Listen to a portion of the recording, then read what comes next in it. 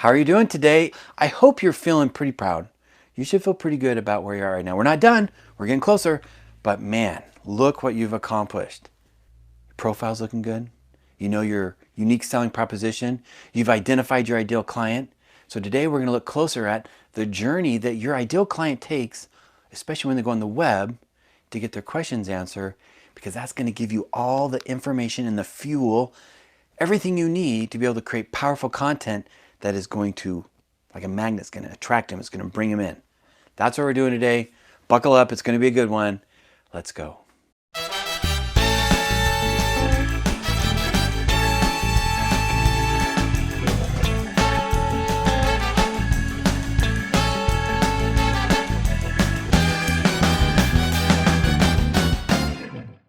So today is about mapping out your buyer's journey.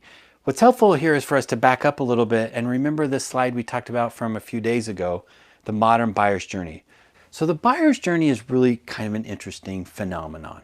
And that is, we have a question. It used to be we would just call up our guy and say, hey, you know what? I got this problem. But now we don't do that. There's this extra step, and it's this zero moment of truth step. It's us going to the web to try to get some answers before we reach out to talk to you, the professional. Now, is this probably wise? Probably not, but we live in this day where we always text and email instead of picking up the phone. Like, it's just kind of what's happening. It's a path of least resistance. We think, you know what? I don't want to have to acknowledge I don't know something, or I don't want to actually take the effort to go and talk to someone. So we're just going to go to the web. We'll go to the web, we'll do a little searching, we'll kind of figure some stuff out, and then that will lead us down this path. Well, guess what? Often this now leads us not only with some answers to our questions, but we actually make a full-on decision on what we're going to do before we even meet with a person. It seems crazy when you think about it, but we do this all the time. We're making decisions based on just a fraction of the information that we used to. So our job is to really help the buyer have a positive moment of truth in this space. So we got to figure out what is this information that you're going to share. And the other thing is, we need to do it in such a way, if you remember from a couple days ago, you are actually aligned as a guide for them. So they're not just getting this information in isolation. They're not just getting answers to questions. They're actually seeing a path that you're laying out for them, and they're able to lean on you as a trusted guide. Now, I will say this icon I used here of the guide is actually probably a pretty important icon or metaphor. And that is that you're not the hero. They're the hero. They're the one having the journey.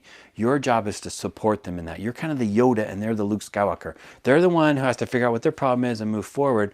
You're the one who's already been there, who knows what to do. And that's your job. And I really bring this out to say, don't think you're the hero. You are the hero in your own life, right? We're all the protagonists in our own lives. But in this scenario, you're the guide. You're a secondary character, but you're so important. But when you're sharing your content, it's important to keep that mental frame in your mind, because you're here to say, you know what? I know you have a problem. I know you're trying to figure something out. And I'm here because I've been where you haven't. And so I've got some things that can help you. So let me understand where you're at in your process, and I can help you out. That's what our message should feel like. It shouldn't be like, hey, I'm the man. I'm the one who knows how to do this. So come follow me. So like, I don't care about you. I'm the protagonist. So just remember that you're going to be creating a path for them to follow as their guide, but it's really about them. That's what's really important here to begin. So to begin with, what's the content we're going to share, and how do we share it in such a way that we're aiding them and we're helping give them the capabilities that they need? That's the mentality we want in this entire process. So how do we do this? Well, when it comes to the buyer's journey, there's actually different phases. And our goal is to not just move them up this ladder, but to recognize that there are different phases here. It's a little bit more complex than that previous picture shows.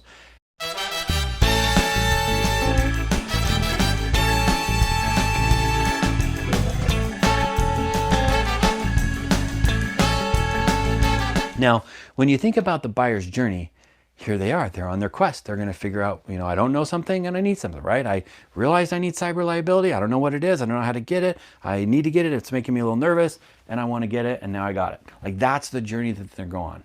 Or, hey, I just got an investment property and I've had a home, but I've never really had an investment property and I don't really know about renting that. And out and I don't know about the insurance I need for that. And so what are the steps? Like they go on this path. Everything is a path. And these paths follow a pattern. First off, there's awareness. Okay, that's what we've got right here. I think I may have a problem, right? My buddy just had a data breach and his business is in trouble. And I'm thinking, man, I have overlooked this. I need cyber liability insurance, but I don't really know what that is. All I know is I'm at risk and I got to figure this out. Okay, we're aware. We're aware we have a problem. Something happens and we become aware. A few days ago, I told a story about my wife driving the truck, right? She was driving my brother's truck, or her brother's truck, my brother-in-law's truck. She was like, this is awesome. You should get this truck. Okay, for me, I'm not as aware as she is. She experienced it and she was totally aware and she was ready to go to the web to get the details and buy. But for me, I still have to be convinced, right? I need more stimulus. I need to be able to say, you know what, I really need this. And so if I'm in this awareness stage, I might say, well, I think I need a new truck. I'm not really sure if I need a new truck. Can I have an experience on the web that's going to help me? So like, oh man, yep, I really do need this, right? I need this insurance. I need this homeowner's policy. I need this truck, whatever the thing is that you need. So awareness is all about coming to own the reality that I do have a problem or I do have a need. And then when we graduate this phase and we go to the next phase, we're really talking about, okay, what's the option? What am I going to pick? So now consideration is saying I have this problem and I got to figure out what my options are so I can figure out how to solve it. Now, one thing to know is that in each of these steps, they're going to have a different set of questions. The questions I'm asking on the web during the awareness phase are different than the questions I'm asking in the consideration phase. And likewise, once I've looked at some options, like, okay, looks like this guy, and this guy, they all look pretty good. I think I got to figure out between them which one I'm going to choose. And that's where we get into the decision phase. And once again, I'm asking different questions. So how, at one point it's like, what do I need? And what are my options? Now it's like, okay, what's the process of getting this? Who's going to be the easiest to work with? Or who do I like to work with? Like, we ask these different questions. And then finally, we make the sale, right? We meet with them. There's technically probably a stage you could put between decision and retention, and you would call that maybe process, right? I've chose you, so now we're meeting, we're having discussions, I'm giving you information, and that's the process of actually purchasing. I don't really focus on that one here because you don't use social media very much for that part. Mostly social media is for these other parts before, and then during that process, you're just phone calls and emails and visiting in their office. So we don't need social media as much. But then after you purchase it, right, we want to keep this new client around for a while. We like retention, we like loyalty, we like referrals. So once again, when they have questions down the road, we want to make sure that we've got content that we've shared that's going to meet their needs as an existing client, customer service kinds of stuff. So you've got these different phases of the buyer's journey. And what we need to realize is that we've got to create content that's going to help them move from one phase to the next through that process. Now, a lot of times we want to go from awareness to decision, and we just want to go zoom, right? Or we just show up at decision. Remember on day one, I talked about like we have this selling mentality and we're just there and we're saying, you know what? Do you have any questions? Let me help you. Let's get this done. And our mindset is in the decision phase. But maybe they're way back on the awareness phase, and they're saying, I don't even know if I really need this. When we understand the buyer's journey, we can say, okay, now I know where you're at, and now I know what content to give you, not to get you from here to here, but from here to here to here to here. Think about it like dating. You meet someone, you go out, right? And you're thinking, man, you are fine. I want to spend the rest of my life with you. And so we went from awareness to decision, like maybe a lot faster than they did. And so we're trying to move them forward, but they're like, you know what? Let's just decide if we're going to be exclusive or not before we worry about how many kids we're going to have. Like, what's the pace on this? We've got to go through each of these steps. So you're going to be creating content that's going to appeal to the different phases that they're in their buyer's journey. So that way, when people check you out and look at stuff online, they're going to gravitate towards the content that meets their needs. In fact, when you do this right within a single article, you can actually kind of throw out triggers that's going to attach, or it's going to connect with whatever phase they're in. But in each of these phases, what we want to do right now is say, okay, there's this buyer's journey. There are these different phases in it. Let's look at each phase and figure out how do you create content that's going to move them forward from one phase to the next.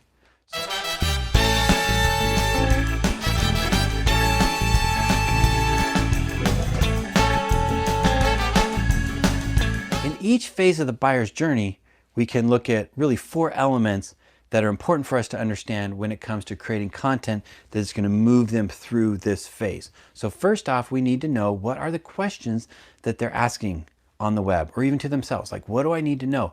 If I'm in the awareness phase or the consideration phase, what are the unique questions that I'm asking at that point in my journey? And if I know those, then I also can figure out what are the keywords. So what are the keywords that they'll use when they search on the web? And that's going to also determine what content that they see. And when they look at that content, then there's going to be some analysis, right? If I'm on my journey, if I'm the buyer, I got a question, I Google it, and I look at some content, and then I analyze it. And it's either going to drive me forward or it's going to convince me that I don't need to move forward, right? That's this final step. We make a decision. So what we want to do is we want to create content that will coordinate or correlate with the questions that they're asking. And then when they look at it, this part here is really important. When they review that content and they read it or watch it, they have an experience. And this is what we want. We want the experience to answer their questions on a mental level and also an emotional level. And furthermore, we want it to drive them down a path towards making the next step or the next decision. When we do this correctly and effectively, we can help move them from one phase to the next. Now, the problem is, let's go back right here. A lot of times, and I was kind of mentioning this a few days ago, we're actually sitting right here at the decision point and we're saying, hey, let me help you make a decision. And they're saying, you know what? I'm actually just still trying to clarify if I have a problem. And if all the content that we create when they read it or they watch it is speaking to them as if they're in this phase, but they're really in this phase or this phase, there's going to be a disconnect. So what you're going to find out is that some of the content you're going to create is really to help them through this phase. Some of it's to help them through this phase, some of it's to help them through this phase. And when you do it right, you can actually create articles that might address multiple phases within one article. But either way, we're being respectful that, you know what, they may not be ready to make this decision, right? You met the girl and you're thinking, hey, let's get married, spend the rest of the life together. I want to have 3 kids, right? 2 girls and a boy. We're right here. And they're like, you know what? I just want to decide if you're really someone I want to be exclusive with. And so we want to make sure that the conversations we're having with them and the things that we're sharing with them on the web are actually moving them into the exclusivity. And then maybe, you know, let's move in together or whatever this thing is before we get down to the final decision. So it's important that we think about these things when it comes to creating our content. And I have created a tool to help you do this.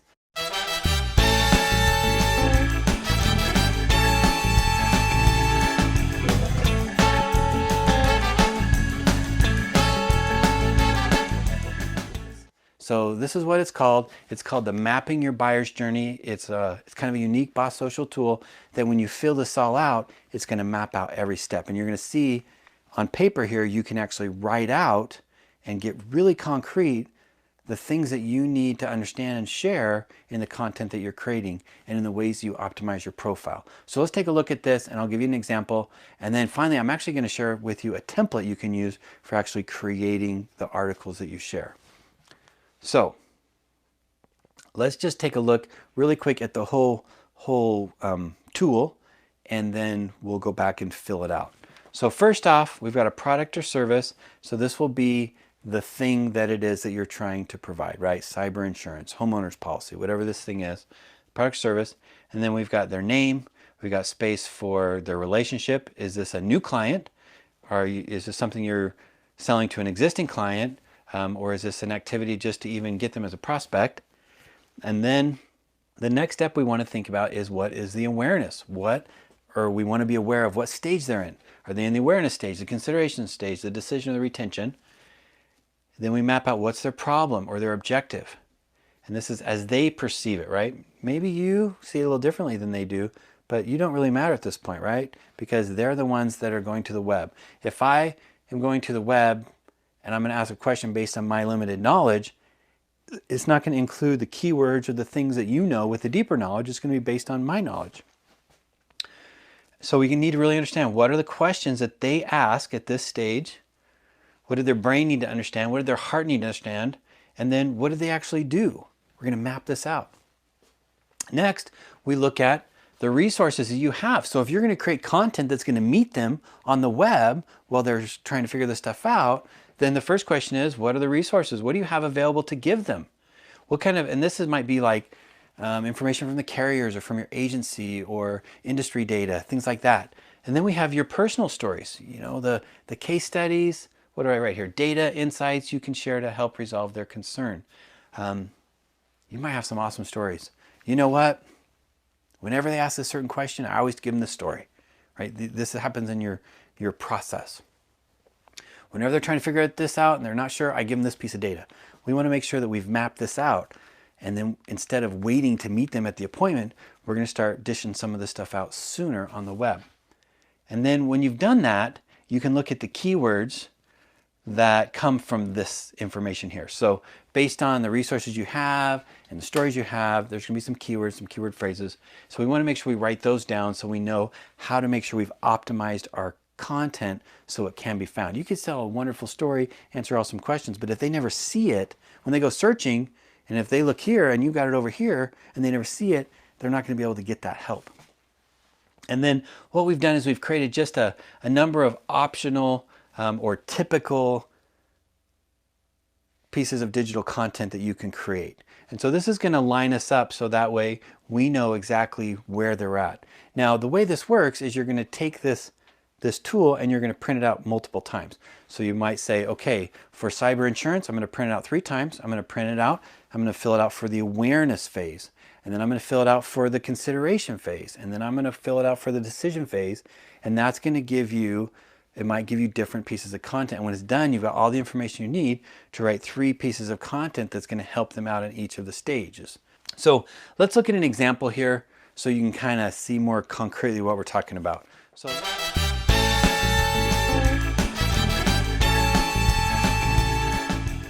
first, we've been talking about cyber, so let's just talk about cyber liability insurance, okay?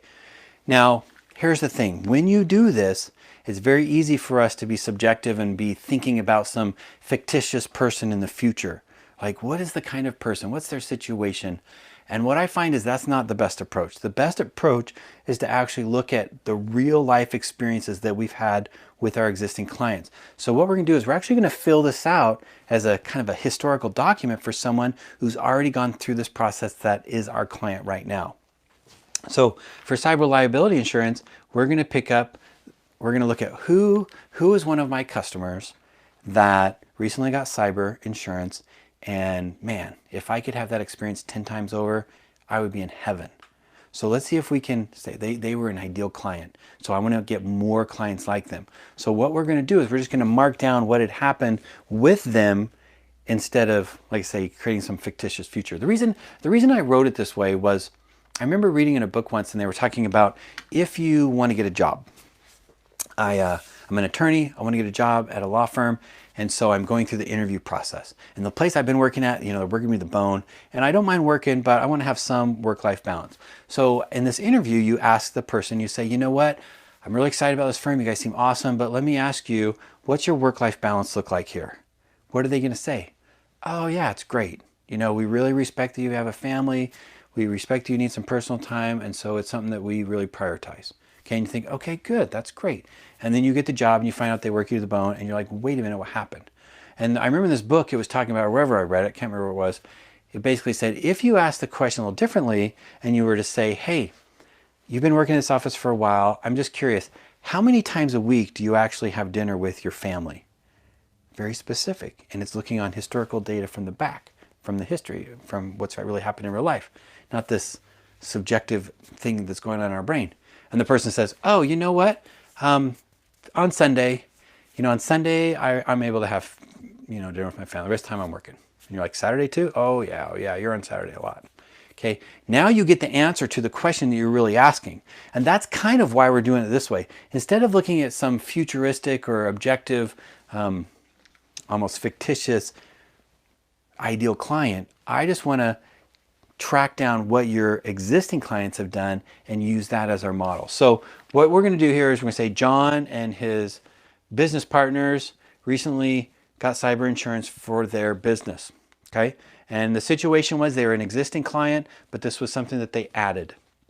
So the question is, okay, let's look at the awareness, consideration, decision. What happened? Let's just start off. We're going to pretend this one is for the awareness.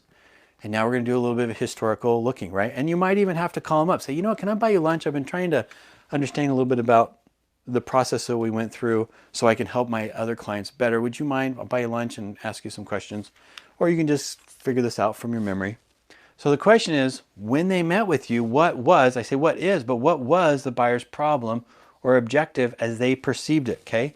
So in their situation was they reached out to you because they said, hey, I had a friend with a loss that caused them to acknowledge that they were also at risk, okay? So there's like, I think I might need this, I'm not really sure, okay? So we want to figure out, well, what'd you do? What'd you do? Well, what questions or concerns did they have at this stage? And so they might, this could be one of the questions, right? What are my current exposures? Okay, maybe that was one of the things that they asked. The next one would be, of course, what did their brain need to believe to move forward? So what did they need to do to move from awareness into consideration? And it was, I need a list of the coverages and the costs. So I need to understand what are all the things that's involved with this. And then their heart was actually feeling a little bit nervous. Usually it's interesting in the awareness stage or the awareness phase is actually a very emotional time because when we don't have information, it's easy for our brains to go crazy. Like, oh my gosh, they just had to pay $1.2 million in fees because of this data breach and they're, lost all this data and they're nervous about getting sued. And your brain is just like going, it's the end of the world. So when you create content in the awareness stage, it's also going to be important to think about this. What is the emotions that they're feeling? So that way you can engineer into what you're writing things that are say, you know what? I know that in this, as you think about this stuff, and then you can express the emotions they're feeling. Say, but don't worry, there is a path and I can help you with that. And so what you're doing is you're lining yourself up as the guru. You're tending to both their intellectual needs and their emotional needs, which is going to bind them to you. It's like, oh, he made me feel like it's going to be okay. And I trust this guy and he's helped me in the past.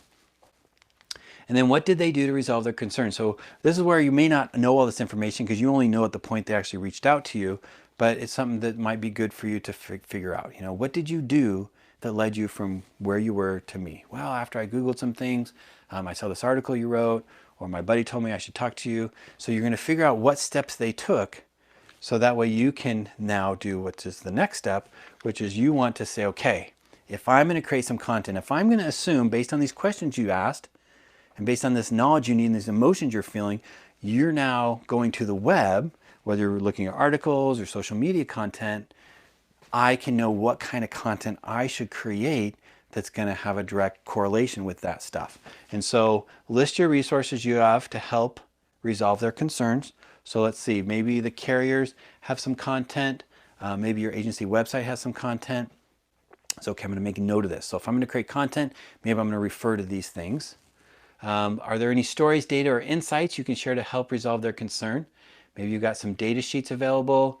Maybe there's a couple stories that you use again on a regular basis when people talk about this stuff. So you might think, what if I shot a video of me actually answering that question or telling that story so someone could vicariously experience that as if I was with them when we're not there. But in the process of doing that, they're going to get the answer to the questions. They're going to feel like, man, this Brett guy really knows what he's talking about, or you really know what you're talking about. And that's powerful. And then you might even talk about some of the carrier programs. So the next thing we're going to do is we're going to look at what are the keywords. So all this information you looked at here, you're going to be able to pick out some keywords that are important for you to have. And so these keywords now, we make this list: cyber liability, third-party liability, system recovery, notification expenses, regulatory fines, class action lawsuits, like some of the terms that really frequent this discussion. And now you've got some pretty cool stuff because now, one more step. If you think about creating this content, you might say to yourself, what's the best way that I should deliver it? Sometimes it's going to be a social post. Maybe it's a checklist. Maybe you've got that case study. You're going to decide, okay, I think, you see what's happening here? You're actually making very concrete the things you need to think about so you can come up with some concrete content that you're going to create and share with them. Now, also in the process of doing this, we're talking about creating content to share, but it's also, we're going to do one more review. Just like we've done for the last couple of days, you're going to say, okay, now that I have this information in my brain and I'm thinking about this stuff, what how well is my profile actually aligned with this information too? And you might realize, you know what, in my about option or in my about section on my LinkedIn profile, it really wouldn't hurt for me to have a little section there that talks about cyber insurance and includes some of these keywords, right? And then maybe even directs them to a path. It might be that you've written this article on LinkedIn that answers this, right? Whatever the article is that you create at the end of this experience, you publish that on LinkedIn, and then you create a feature. We talked about this the other day. You can actually save that article as a feature. So when they look at your profile, featured right there. And so now, because you're trying to attract more of these kinds of clients, when they look at your profile, they're like, holy cow, that's the exact same thing I've been trying to figure out. They click it and it takes them to this article that they're going to see. So whether they're finding it through a search on Google, browsing your profile, or it might even be that you're having a conversation with them, right? You meet for a second, you got a second to talk, you're in a public place, you don't have time to really sit down with them. You can say, you know what, I've written an article that answers that question. Give me your email and I'll send you a link, or whatever that might be, to be able to get them, right? Text it to them or something, and then they can go check this stuff out. But either way, you're giving them the opportunity to have this experience and learn this information and bind with you without you actually being there.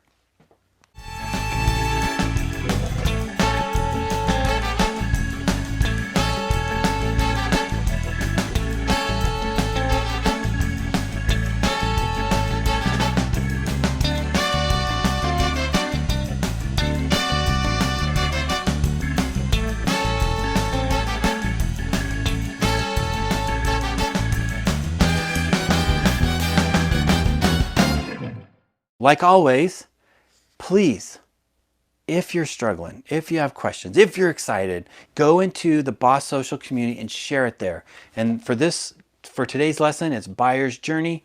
Go ahead and put that in there so that way we can click that link and see what everyone has to share. You're not alone. We're here to help. Just don't overlook this step. Do this step.